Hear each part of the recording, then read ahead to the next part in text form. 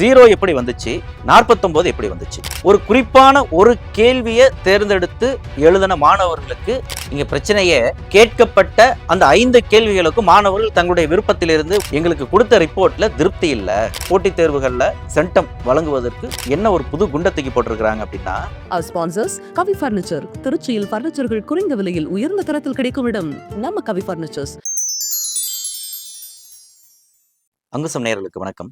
அரசு கலை அறிவியல் கல்லூரிகள் மற்றும் கல்வியியல் கல்லூரிகளுக்கான உதவி பேராசிரியர் பணியிடங்களுக்காக டிஆர்பி சமீபத்தில் நடத்திய அதனுடைய தேர்வு முடிவுகளை வெளியிட்டது சர்ச்சையானது. குறிப்பா விரிவான விடையளி அப்படிங்கிற ஒரு பகுதிக்கு ஒரே கேள்விக்கு அதுவும் 300 வார்த்தைகளுக்கு விடையளிக்க சொல்லி 50 மதிப்பெண்கள் வழங்கப்பட்ட அந்த விவகாரம் தான் பெரும் சர்ச்சைக்குள்ளானது. அவர்கள் கேட்டிருந்த 5 கேள்விகளும் சீராக இல்லை. ஒரு கேள்வியை அவங்க அட்டன் பண்ணவங்களுக்கு இஷ்டத்துக்கு மார்க் வந்திருக்கு.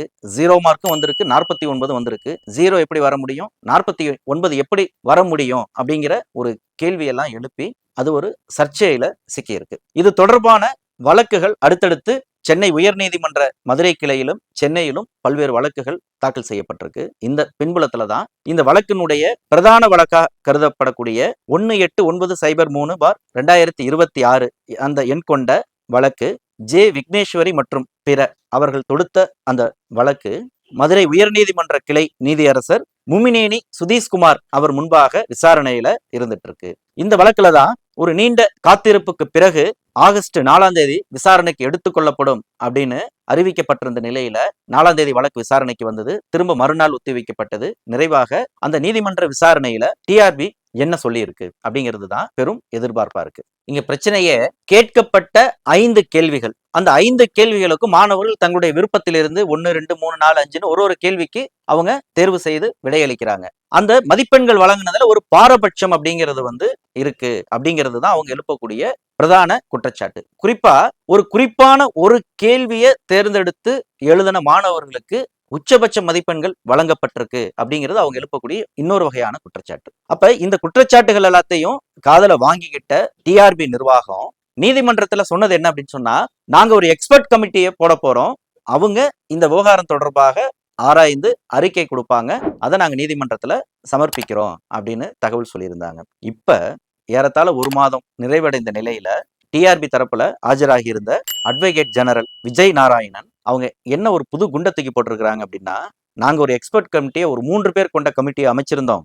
இயற்பியல், எலக்ட்ரானிக் அண்ட் கம்யூனிகேஷன் இன்ஜினியரிங் மற்றும் சமூகவியல் ஆகிய துறைகளை சேர்ந்த அந்த எக்ஸ்பர்ட் கொண்ட அந்த கமிட்டி எங்களுக்கு கொடுத்த ரிப்போர்ட்ல திருப்தி இல்லை, அவங்கள பேப்பரை வேல்யூ பண்ண சொல்லி நாங்க சொல்லியிருந்தோம்னா அவங்க வருங்கால தேர்வுக்கான பொதுவான வழிகாட்டுதல்களை மட்டுமே அந்த கமிட்டி கொடுத்திருக்கிறாங்க, இதை நானே படிச்சு பார்த்தா எனக்கே திருப்தி இல்லை, அதனால அந்தந்த பாடப்பிரிவுகளை கொண்ட வல்லுநர்களை, அதாவது சப்ஜெக்ட் மேட்டர் எக்ஸ்பர்ட்ஸ் கொண்ட ஒரு குழுவை நாங்க அமைத்து அவங்கள்ட்ட இருந்து நாங்க ரிப்போர்ட் வாங்கி தரோம், ஒரு 10 நாள் அவகாசம் கொடுங்க அப்படின்னு கேட்டிருக்கிறாரு.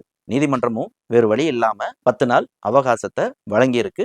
வழக்கினுடைய அடுத்த விசாரணையை ஆகஸ்ட் 17 திங்கட்கிழமை ஒத்தி வச்சிருக்கு. இப்ப இந்த இடத்துல கேள்வியே, தமிழகம் முழுவதும் ஆயிரக்கணக்கான பேர் பங்கேற்று எழுதின ஒரு தேர்வுல ஒரு முடிவு அடுத்தது பணி நியமனம் தான் அப்படின்னு ஒரு எதிர்பார்ப்போட பலரும் காத்துட்டு இருக்கிற நேரத்துல, அதாவது யாரெல்லாம் இருக்கிற மதிப்பெண்களை வச்சு தனக்கு பணி கிடைத்துரும் அப்படின்னு ஒரு நம்பிக்கையில இருக்கிறாங்களோ அவர்கள்லாம் நீதிமன்றத்துல வழக்குக்கு போகல, அவங்க பணி நியமன ஆணைக்காக காத்துட்டு இருக்கிறாங்க. யாரெல்லாம் அந்த மதிப்பெண் குறைந்து இந்த சர்ச்சையான அந்த மதிப்பீட்டு முறையினால தான் பாதிக்கப்பட்டிருப்பதாக உணர்ந்திருக்கக்கூடிய அந்த மாணவர்கள் நீதிமன்றத்தினுடைய முடிவுக்காக காத்துட்டு இருக்கக்கூடிய இந்த பின்புலத்துல இப்படி ஒரு குண்டை டிஆர்பி போடும் அப்படின்னு நிச்சயமா யாரும் எதிர்பார்க்கல. நிபுணர் குழு அப்படிங்கிறத நியமிக்கிறதுலேயே அது எப்படி ஒரு 42 சப்ஜெக்டுக்கு மேல மாணவர்கள் தேர்வு எழுதி இருக்கிறாங்க. அப்படி இருக்கிறப்ப வெறுமனே 3 சப்ஜெக்டை மட்டும் கொண்ட ஒரு நிபுணர் குழுவை அவங்க நியமிச்சுட்டு அவங்க கொடுத்த ரிப்போர்ட்ல திருப்தி இல்லை அப்படின்னு சொல்லி 1 மாதம் கழித்து சொல்லியிருக்கக்கூடிய இந்த பதில் மாணவர்களை ஒரு அலட்சியில் ஆளாக்கி இருக்கு அப்படின்னு தான் சொல்ல வேண்டியிருக்கு. ரொம்ப முக்கியமா இந்த இடத்துல அவர்கள் எழுப்பக்கூடிய கேள்வி, 0 எப்படி வந்துச்சு, 49 எப்படி வந்துச்சு? இந்த மதிப்பீட்டு முறை அப்படிங்கிற அந்த சிஸ்டம் முதல் 2 மதிப்பீட்டாளர்கள் அவர்கள் வழங்கக்கூடிய அந்த மதிப்பெண்கள்ல 5க்கும் மேற்பட்ட மதிப்பெண்கள்ல வித்தியாசம் இருந்தது அப்படின்னா 3ஆம் தரப்பு மதிப்பீட்டாளரால அந்த மதிப்பெண்கள் வழங்கப்படுது. அப்ப இப்படி ஒரு நடைமுறை இருக்கும் பொழுது 3 மதிப்பீட்டாளர்களுமே ஒரு மாணவருடைய தாளுக்கு 0 வழங்கிட முடியுமா அப்படிங்கிறது முதல் கேள்வி. 49 விவகாரத்திலையும் அந்த 3 பேருமே எப்படி 49 வழங்க முடியும்? அதாவது ஒருத்தர் 0 போட்டிருக்கணும், இன்னொருத்தர் 50 போட்டிருக்கணும். இது போன்ற போட்டித் தேர்வுகள்ல உச்சபட்ச மதிப்பெண்கள் சென்டம் அப்படிங்கிறது வழங்குவதற்கு வாய்ப்பு இருக்குதா அப்படிங்கிறது முதல் கேள்வி. அல்லது 2 பேருமே 49 49ன்னு போட்டிருக்கணும், அது சாத்தியமா அப்படிங்கிற இந்த கேள்விகள் எல்லாத்தையும் தான் அவங்க எழுப்புறாங்க. நீங்க எக்ஸ்பர்ட் கமிட்டி எல்லாம் போடுறதெல்லாம் அப்புறம் இருக்கட்டும், பாடவாரியாக, அதாவது இந்த 5 கேள்வி வாரியாக அந்த மதிப்பீட்டாளர்கள் 3 பேரும் தனித்தனியாக வழங்கிய அந்த மதிப்பெண்களுடைய பட்டியலை நீங்க வெளியிடுங்க. அதிலேயே விஷயம் வெளியில வந்துரும் அப்படிங்கிறது தான் மாணவர்கள் தரப்பினுடைய ஒரு கேள்வியாக வலுவாக முன்வைக்கப்பட்டு இருக்கு. நீதிமன்றமும் டிஆர்பியினுடைய அந்த பதில் சொன்னதுக்கு பிறகுதான் அடுத்த முடிவை எடுக்க முடியும் அப்படிங்கிற இடத்துல இருப்பதனால இந்த இடத்துல காத்திருப்பதை தவிர வேற வழி இல்லை. ஆகஸ்ட் 17ஆம் தேதி டிஆர்பி தரப்புல என்ன பதில் சொல்றாங்க அப்படிங்கிறத பொறுத்திருந்து பார்ப்போம். இந்த வழக்கினுடைய அப்டேட்டுகளை நம்மளுடைய அங்குசம் சேனல்ல தொடர்ந்து நாம் பதிவிட்டு இருக்கிறோம். அங்குசம் சேனலுக்கு முதல் முறையா நீங்க வந்திருந்தீங்க அப்படின்னா மறக்காம அங்குசம் சேனலை சப்ஸ்கிரைப் பண்ணிங்க.